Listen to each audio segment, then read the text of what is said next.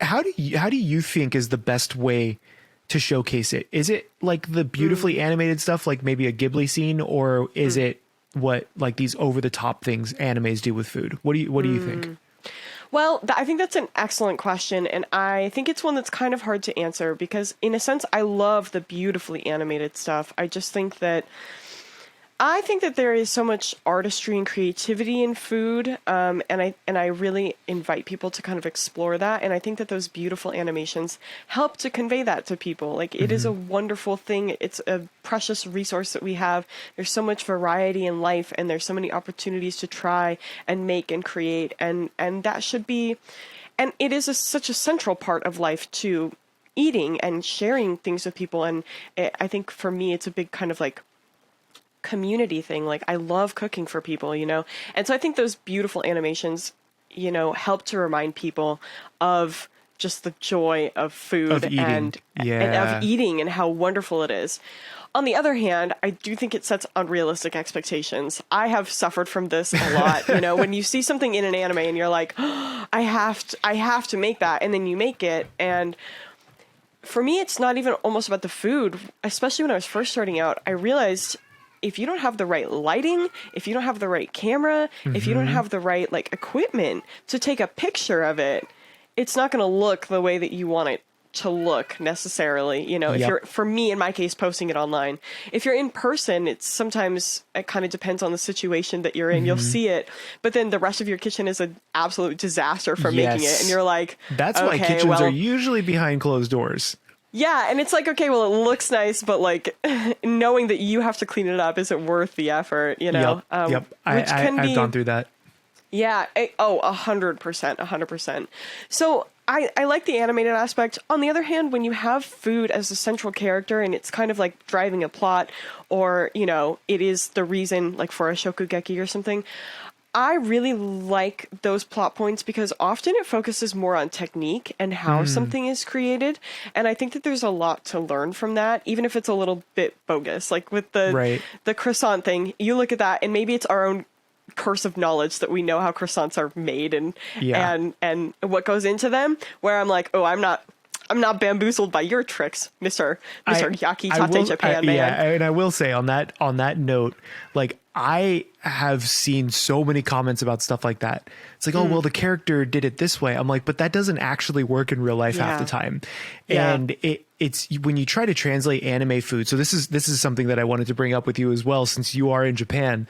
When you try to remake anime food, you can't translate it most of the time, right? I would say most of the time. You can't translate it exactly, like one to one. Hold on one sec. My cat's going crazy. We're gonna pause for a second. I thought it was a ghost. I was like, we're haunted. We're haunted. There's a ghost. Wait, can you show us the cat? Meow meow. Meow meow. I'm calling the cat to me. Oh, I'm okay. I got someone off camera who's offering me a beverage. I'm back. Kitty, did you put the cat away? I exiled him. He's just going crazy. I think he pooped, right? Oh no! He's just like, I'm free of this demon. I'm free. I've been ridded. Okay, oh my but God. I kept my thought. Yeah. Okay. Carry on. Okay, so we'll start up from there. But so you being in Japan have kind of a unique take where you can try some of the things that are remade, right? So like they have pop-up cafes, which is really interesting. What is your take on that? Because I know that they're super commercialized.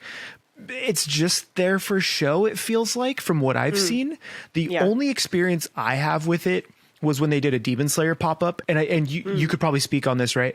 But I had Afro in Japan, Jordan, I had messaged him and asked him to go buy the Demon Slayer pizza that was at Domino's or something.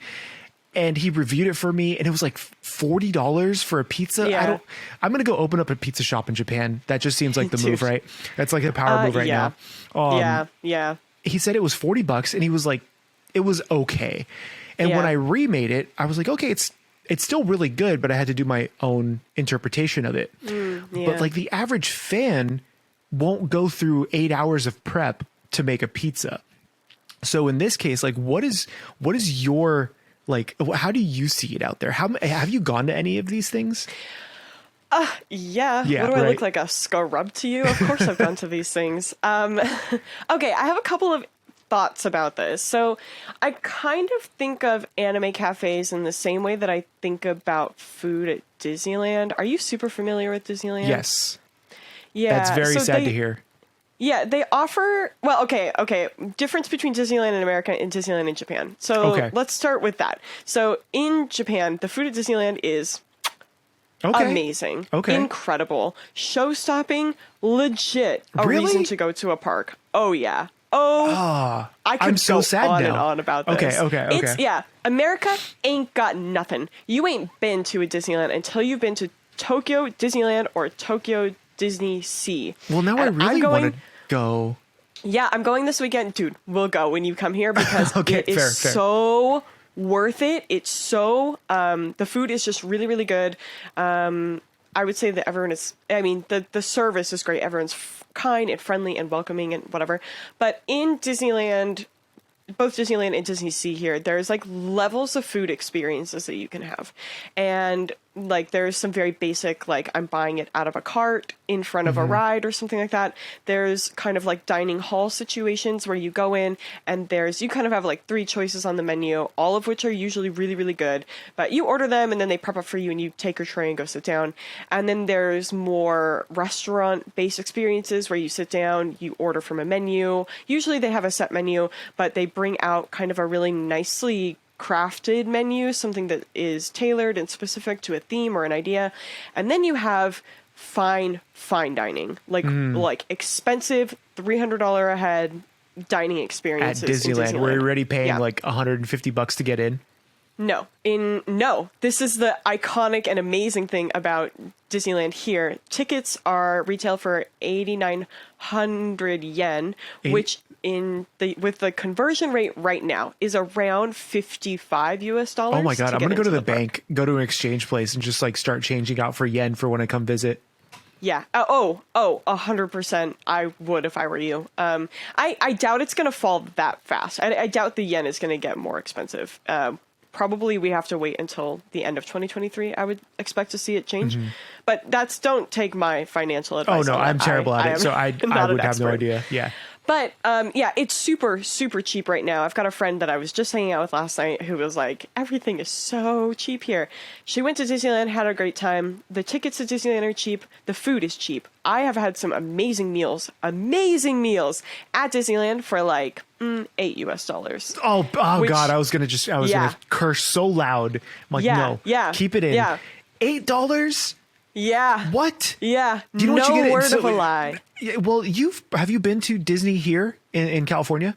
Of course. Yeah, Okay. yeah. Well, not that I'm often, in though, 'cause not that it's I'm in California. It's expensive, right? It's like $140 to get in. Yeah. And then like a turkey leg, which is good. It's like my favorite thing, is like $15 or $16 now. Yeah. For a single It's turkey like leg. It's not worth But it. everything else is mediocre for the most part because it's park food. You're getting gouged. Like they try to make a decent product, but you can only do so much when you're feeding tens of thousands of people, right? Yeah. God, it makes me sad. Now I really want to go. We're going to go to Tokyo You Disney. should go. That's going to be a thing. It's a different standard here. Okay, and it's so good. So the question initially was like the anime cafes, but you started comparing it to Disney. Yeah. So are they on that level then? I would say where in Disneyland you can get a variety of experiences. Like if you want to pay $300 a head for a beautiful sort of Disney themed meal that is exquisite, high cuisine, you can get it. I would say with anime cafes, you don't have that same range usually. Usually the quality of food that you find is more akin to what you would get at like a dining hall in Disney, which is still usually good, but nothing that like dramatically wows you. Anime cafes here tend to focus more on the visual appeal rather than the actual like good or interesting or unique flavor of something. Gotcha. So, for example, like, because they know that when people go, they're going to take a picture of what they have ordered. Yeah, put it on Instagram or something. They want their branding to be all over that plate so that people automatically make the connection. So we were just at the Sailor Moon Museum last night. They had a cafe there, which I didn't go to because the food didn't look super great to me. But that's the whole point, is go try the Yeah, but crappy it place. didn't- You're right. the line was super long. It didn't look good, and they had stuff there that I wouldn't have enjoyed eating. But like they Okay. had 2 little sliders that were not filled with what you would expect a slider to be filled with, but was filled with like boring stuff. And they literally just branded the buns with like Oh, so they like a just stamp. stamped the Sailor Yeah. Moon like logo or whatever Yeah. on it. And it looks really cool, right? Yeah. But for me as a food creator and like content creator, it's really disappointing because I'm like, I can't go to this cafe and recreate the food because it's literally impossible. You can't, I can't make a brand at home to do it. You're not going to go make it branded. Yeah, that's, and Yeah. also it doesn't really add to the food. That's just, Yeah, you're no, just burning yeah. the bun with like a hot plate basically.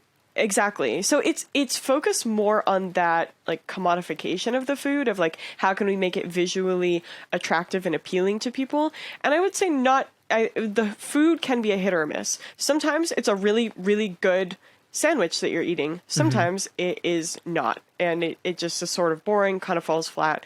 But people go to anime cafes here I would say like food is almost secondary to everything else you get at an anime cafe, which is all of the goods and the merch. So you can buy merch there if you order, for example, like the cafe that we were near yesterday, the Sailor Moon Cafe, it had like 7 different colored drinks, and you could pick a drink to order and they would bring you a coaster emblazoned with the character or, so that's your whatever. little like takeaway. Yeah, so people go not for the food, but to collect these like coasters, or maybe there's like little like proppy things that come with the food or whatever. And that's a principal like benefit of going to these kind of food cafe situations. So I've been to a couple and I haven't really been impressed by the food at any of them, which is disappointing to me because like when I think about the food from anime that I really, really want to try, like I really want to try the food from Food Wars. I would love to have like a professional chef make that for me, because having made it myself every single time, it is almost never worth the effort that it takes to create it. Yeah, especially like as a one-off thing versus making a bunch of it or something like that. Yeah, exactly. So I would want to go to an anime cafe that is really emphasizing the quality of the food and is making like a fine dining experience. But those, I would say, if they exist, are very, very far and few between. Which, have you seen this guy? There's this guy that I follow on Twitter. His brand is like Pixelated Food, Geek Food, Gluttonous Geek. I've seen. There's one pixelated Pixel thing to Plate. Pixel to Plate is oh, what his. I don't think I've seen him. No. Oh, okay. It's this guy. I think he's based in New York, and he does these dinners that are called Pixel to Plate, where they, you can buy a ticket to this event, I guess, and you go, and each event is themed to like Pokemon or whatever, Animal Crossing, whatever. And they have like a 5-course meal, and each course is based off of a food that you see in the game or in the anime or whatever. I like that a lot. But Yes, it's also his interpretation, right? His interpretation in the sense that all they have to go off of is the visual look of something, right. And they're limited by ingredients and that kind of thing. But I mean, based on the menus that he's posted online and like the drink menus and stuff like that, it looks so good and so legit. Pixel to Plate.